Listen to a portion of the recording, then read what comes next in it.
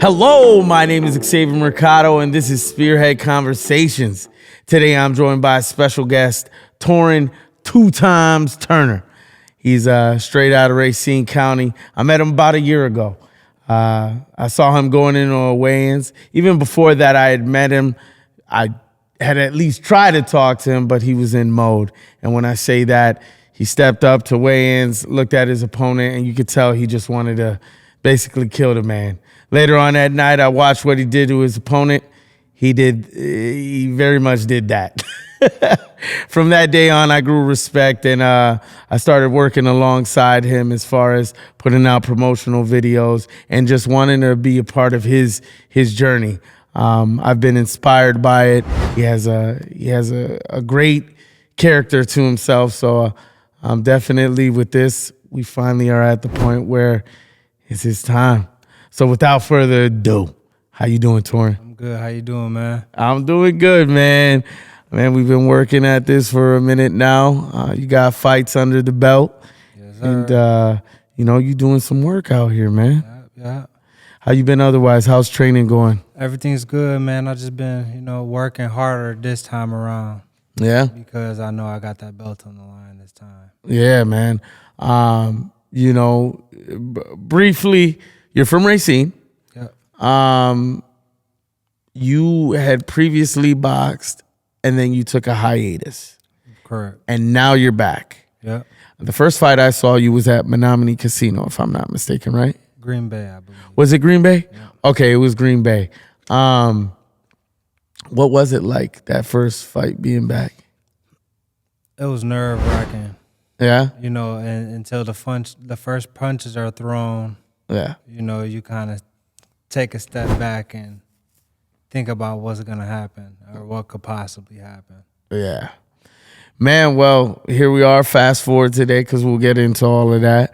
But, yeah, man, other than that, your training's been on point. You're locked in for, when is it? November 22nd? Yes, sir. Yes, sir. He's ready. Yeah. But you ready to jump in? Yep. All right, let's do it. So where were you born? I was born here in Racine, Wisconsin, in 262. Hey, 262 out here, people. Oh, man. What year were you born? 93. 93 out here, bruh. Man. So how was your childhood? My childhood was kind of rough. Rough? Honestly, yeah. Mm-hmm. We grew up being on and off homeless, and in and out the ghetto, moving house to house, school to school. Yeah. So, my childhood was rough. It wasn't as easy as people think it would be. Yeah. What type of hobbies were you into?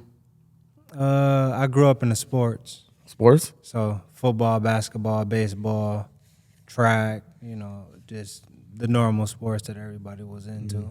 Outside of sports, it was always like hanging with the friends, riding bikes, Yeah. the normal childhood things that you would do in the 90s, early 2000s. Yeah, for sure, man. I feel like in that period of time, you come from the same time as me. It was a special time, man, back when there was no phones, there was no really much electronics. Yeah. But we were outside. We were, like you said, riding the bikes or the big wheels. I remember the big wheels. Mm-hmm. But definitely it was a time to be alive. These kids really just don't understand. I be trying to pry my kids off of these electronics, man. Go breathe in the fresh air outside, man. But so yeah, you grew up in Racine your whole life. Yep. Got you. Born and raised. When did it come about your first time taking interest in boxing? I was a freshman in high school, and my cousin started boxing. Yeah? And he's my younger cousin, too. So we all grew up in the same neighborhood and same friend group. So one day he was like, I'm going to the boxing gym. You should come with me. And I went to the gym with him, and I just stuck with it since. Yeah? Yeah. How do you feel your upbringing has shaped you and your boxing style?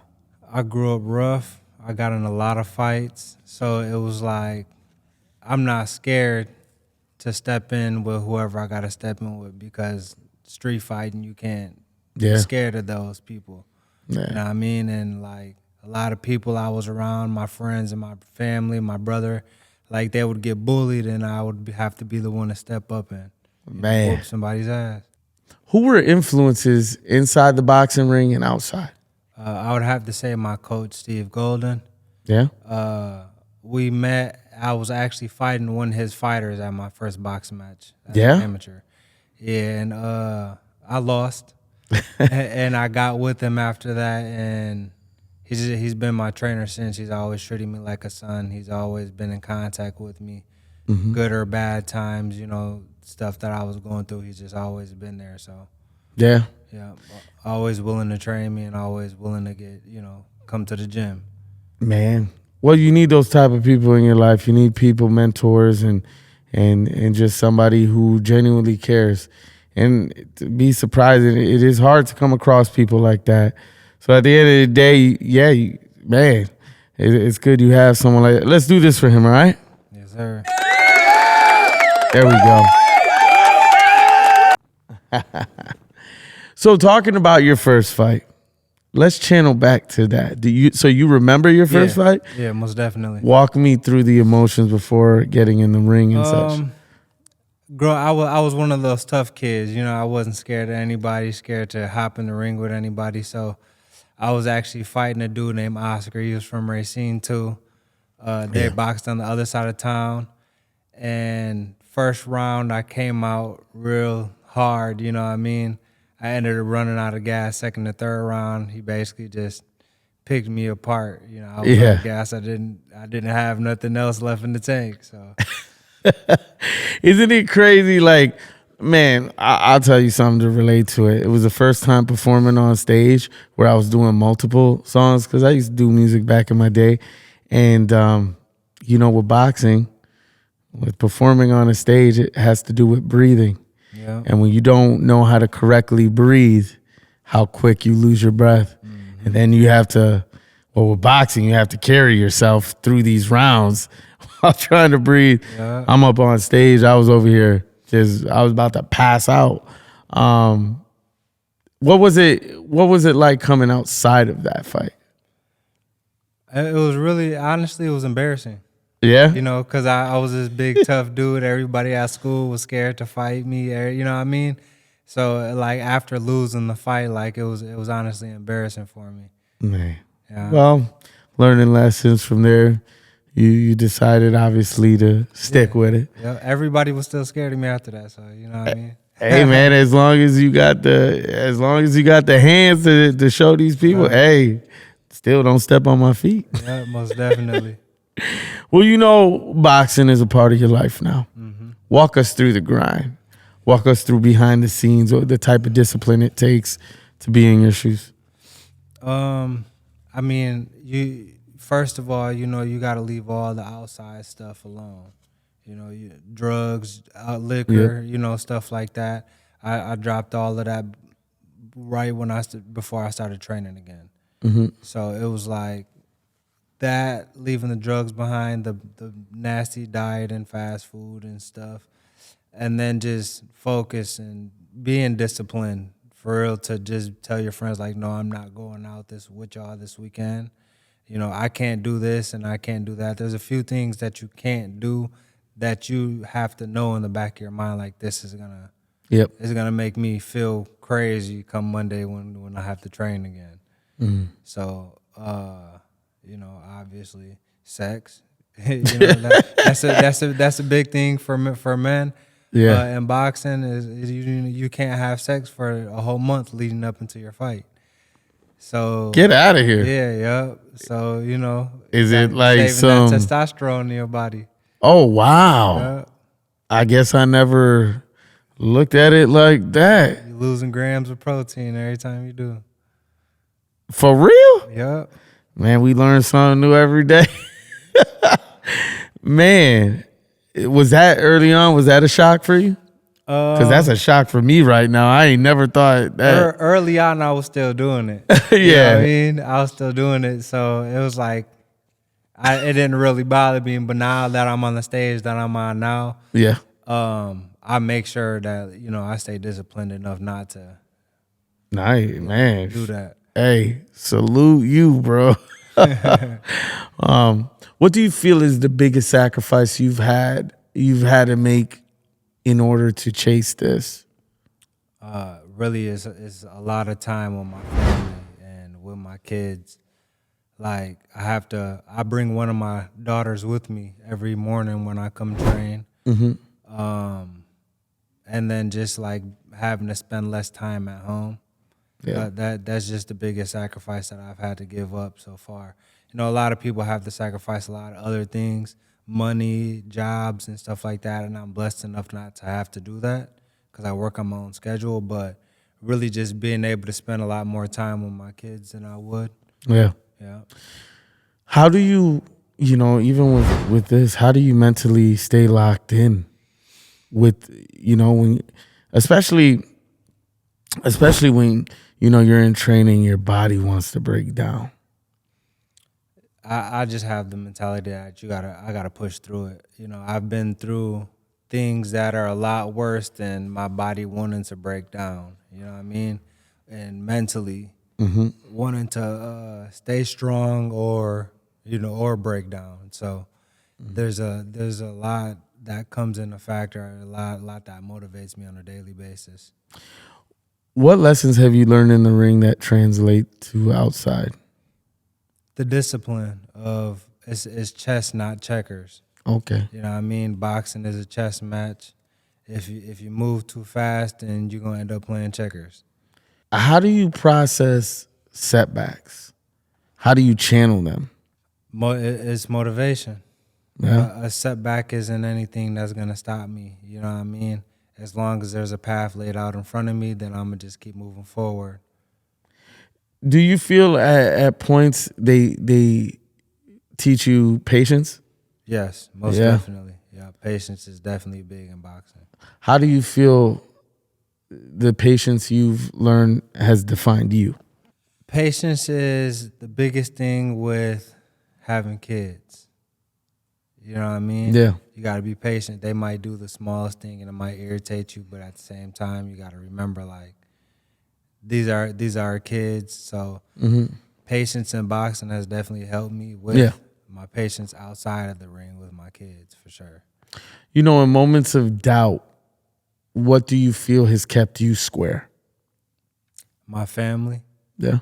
yeah, my family, knowing that they're out there, they're not necessarily dependent on me, but they're, looking up to me. They Yeah. know I have a lot of potential. Yeah. Now, what year do you say you started boxing? I started boxing. I've been with Steve for 17 years, so I was Wow. 15 years old. Gotcha. Yeah. Man. So, you know, with boxing early on, it was more of a rougher. Would you say you took it as serious as you were supposed to? No, I definitely didn't. I was involved in other sports too at the time, playing Yeah. high school football, track, baseball, basketball. I was doing a whole bunch of other sports. Yeah. So I didn't have time to just focus on boxing and boxing itself. Yeah. You know what I mean? How many years early on did you box for? I boxed from 2008 until 2018 Gotcha. before I sat down and took a break. There was a hiatus Right. of you taking a break from boxing. What was the reasoning behind that hiatus? I went to prison for 2 years, and when I got out of prison, I had to sit back and relax with my kids for a little while before I decided to do anything. Yeah. Because boxing takes a lot of time, it takes a lot of energy, mentally and physically. So I needed to take some time out after prison to just spend time with my kids. Yeah. What do you feel in that duration? Because this is a big part of who you are, and it's back to the setback, right? Yep. These are the type of things that, I've seen in the time that I've known you, the growth even from then to now. what did that teach you in those in the moment of going through that? Really just emotionally to be stable. Really, that was the biggest lesson that I learned in prison, and honestly to listen, because if you didn't listen, you were going to the hole, you were getting written up and stuff like that. So the best thing I really learned was just to shut up and say okay, because I was really hard-headed in the past, even with my coaches. So it was like when they tell me to do something, just to listen, because it's helping me and making me better. Yeah. So what year to what year were you in? I went from 2018 to 2020. To 2020? So I got out to COVID. Wow. Yeah. Man. You locked up for those 2 years, you're finally free, and then, COVID hits. What was that like for you? Sitting in the house for COVID, it was really like, it was a change of pace from being locked up in prison. Yeah. But at the same time, not being able to go places, everywhere was closed. So I was really just sitting in the house, spending time with my kids. So it was kind of like, honestly, refreshing. Yeah. Yeah. Now you're outside, and like I said, I've known you for some time now, and even since then, the growth. Are you appreciative of going through that? Do you feel like going to prison really, in a sense, reformed who you are? Most definitely. Yeah. Yep. I tell people all the time, the corrections corrected me. Yeah. For real, the corrections corrected me. It was real and it was fun, but it wasn't real fun. Yeah. You feel me? Like, there's a lot that you can do in there to help you mentally and physically. And if you're not in there doing that, then, you come out the same person. So I knew that there was some stuff about myself that I need to change. And while I was in there, I got it, got it together and changed it for the better. Well, I'll say this. As far as this goes, you haven't let that past of who you were affect who you are now. Yeah. Because from what I've seen, family man, focused on boxing, you cut hair as well. Yep. You're very, all around hustling, bro, and it's respect. So back to the boxing. Stepping back into the ring for that first time. Did you find yourself like emotional about it? Not until after the match. Yeah. At first when I stepped up, I was just like, I got to do what I got to do. Now at this point, because I had goals with people who are no longer here. Yep. So I was like, I'm going to do this for everybody who cheered on for me while I was in my down times. Yeah. Because it's time to come up now. Man. Well, I am going to do this for you because you know what? You're a fighter. You're a champion in my eyes. And hey, man, can't let the past define us. I have skeletons in the closet like you do. Yeah. And, we got to push past it. Most people pity in their party. You get what I mean? Yeah, and you just can't. And that's what I haven't seen that from you ever. If you would have never told me that, I would have never questioned. You know what I mean? So I just want to say I see nothing but a stand-up man in front of me. And I feel privileged to know who you are. I appreciate it. Walk us through the mindset of the moments before you stepping into the ring. As soon as I step onto the scale, obviously I look down, I got to check the weight and make sure I'm good. And, after I know I'm good, my mindset is just on like, whoever steps in here with me is about to be some trouble for them. You know what I mean? Like I never step in there nervous or scared. I get a little anxious, but at the same time, I know that this person that's stepping across from me, like, he ain't been where I've been. He ain't doing what I'm doing. So, it's just about having a killer mentality. What was the moment you realized you weren't just a fighter anymore? That you were someone that people were people are gonna know who you are? It was honestly my first fight, my first professional fight. Even though I lost that, Yeah. you know, I knew everybody in my city tuned into it, and they watched it. You know what I mean? So that's when I knew like this is about to be for real for me. This is this is what I need.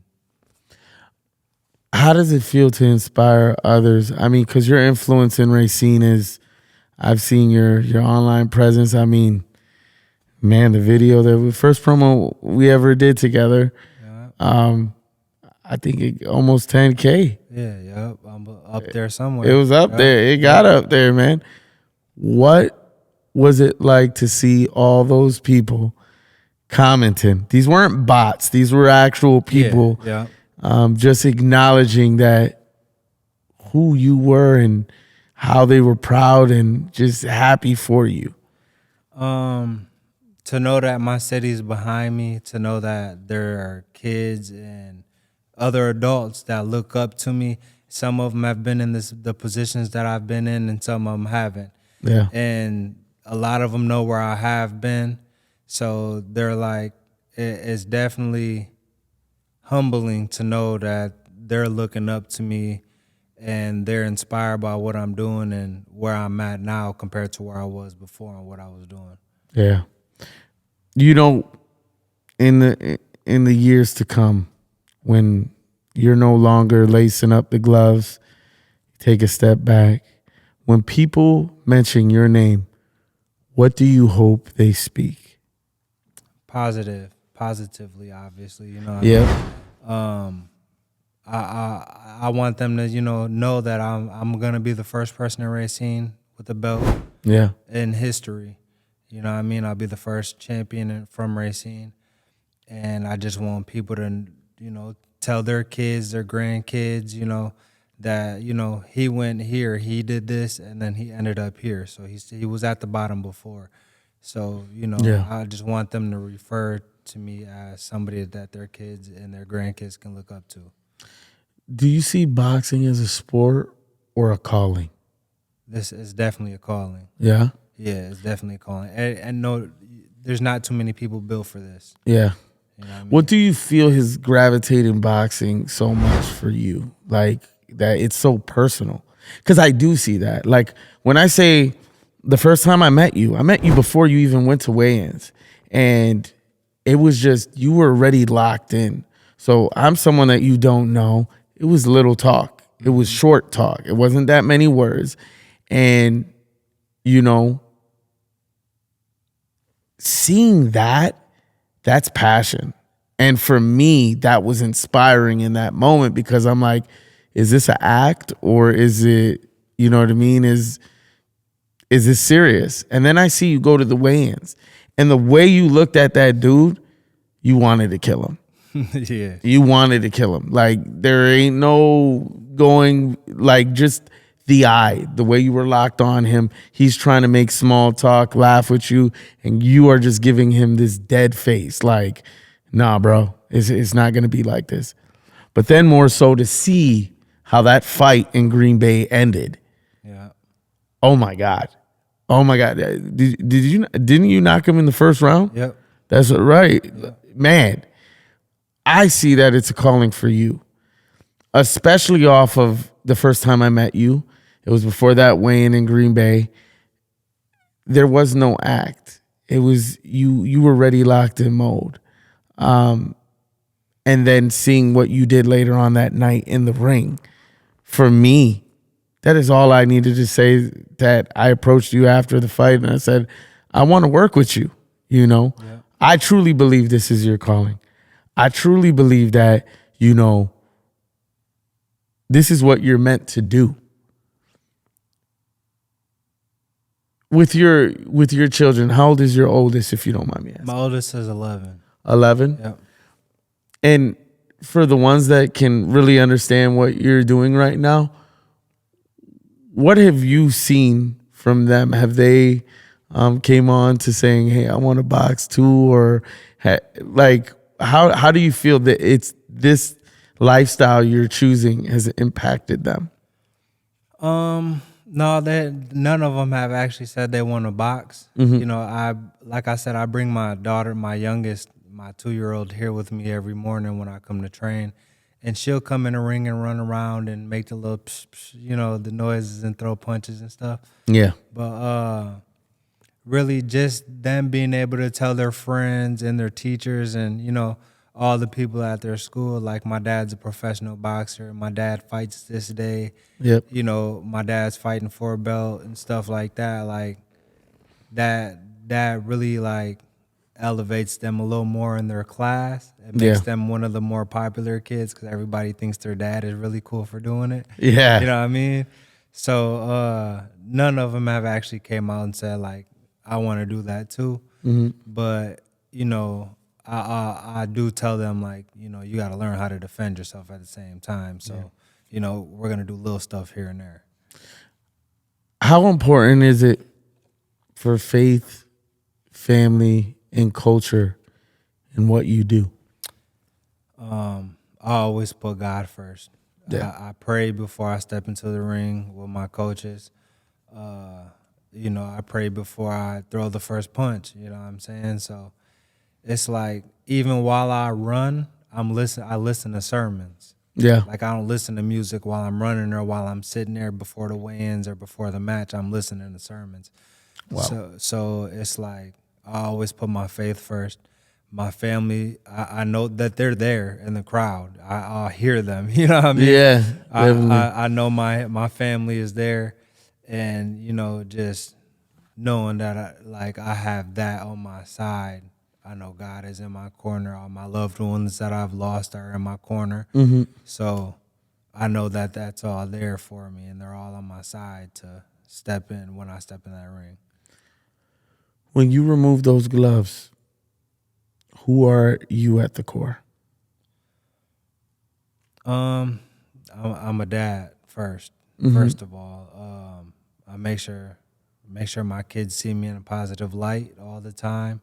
Like my kids rarely see me mad. You know what I'm saying? Yeah. So I'm only mad when I'm getting close to the fight time. When I'm about a week out of fight time, that's when I start getting meaner and meaner.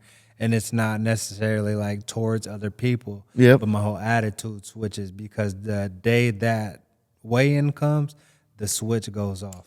Yeah. You know what I mean? And then I'm chilling and I'm blanked in the mind. Hey, the humanity switch is turned off, man.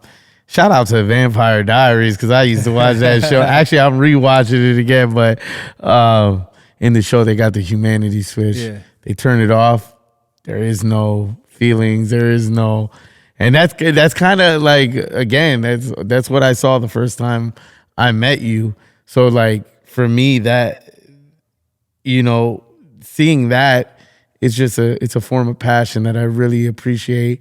I really do respect about you. Yeah. You know, where do you see yourself in the next 5? In the next 5, I want to fight. I want to be fighting for a world title. Yeah.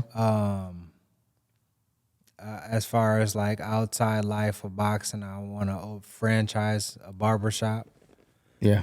And really, I just want to be a great dad. You know, at the end of the day, in 5 years, like I just want to continue building my relationship with my kids and relationships inside and outside of boxing. So yeah. You know, I always say this question. I always say it's the most important question of the interview. What advice would you give to our youth, and because you are a boxer as well as aspiring boxers? Honestly, just to not follow somebody else's footsteps. To be a better person and a better leader than the people were before me, before them. You know what I mean? As far as the people are in front of them, their parents. You gotta be a better parent than your parents are to you, even whether they're the great parents or amazing or bad parents. Just to be the best leader and not a follower. You know what I mean? Yeah, following your own footsteps. You don't have to follow anybody else's. There we go, man. I want to thank you for coming on and just letting me be a part of your journey. Yep, Because appreciate you as well. hey, man, like I said, I've seen nothing but growth. Even, there was a setback during this duration, Yeah. but the way you handled it and you didn't let it affect you, that's all you can really work towards. I'll tell you, man, I do see you being a world champion one day. And I know that you have that type of work ethic that it's possible. It's not that far out, But I truly do appreciate you coming on here, sharing who you are. And definitely we're going to touch base again in the future. But for now, people, just letting people in to know who you are. Yep. What are ways people can reach you? I'm on Instagram. I believe I'm 2x_TG. I'm on Facebook, Torren 2x Turner. And those are the only social medias I'm really using. Yeah. I know the last event we were at, Shane Mosley Jr. flew out, and we did that weekend where we commentated. You fought that weekend. Yep. You cut the man 3. Was that all in the first round too, or was that the last round? Last round.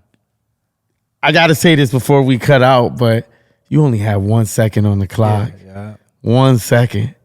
You cut that man in the nose, both eyebrows. Sheesh. But I was talking to Shane the other day, and definitely I'm thinking about flying out there. I know he got a fight coming, but definitely I want you to come with me when I do fly out there. Yeah. You guys kicked it off, you know what I mean? Shane was cool as hell, yeah. Hell yeah, man. I noticed he kicked it with you the majority of the time, man. Definitely a down-to-earth guy. He was definitely, a lot of people would look at him like, oh, he's a superstar. But, in boxing, as another boxer, you're just a normal person. Yeah, for sure, man. I mean? So he was definitely down-to-earth. He appreciated that I wasn't like, trying to hug him the whole time. You know what I'm saying? So yeah. Well, man, he has asked about you, so definitely the next time I'm going out there, I want you to come on with. Yeah, most definitely. But again, thank you again for jumping on, sharing who you are, and you already know we're going to be working. I'm looking forward to the fight coming up. And with that being said, Spearhead out.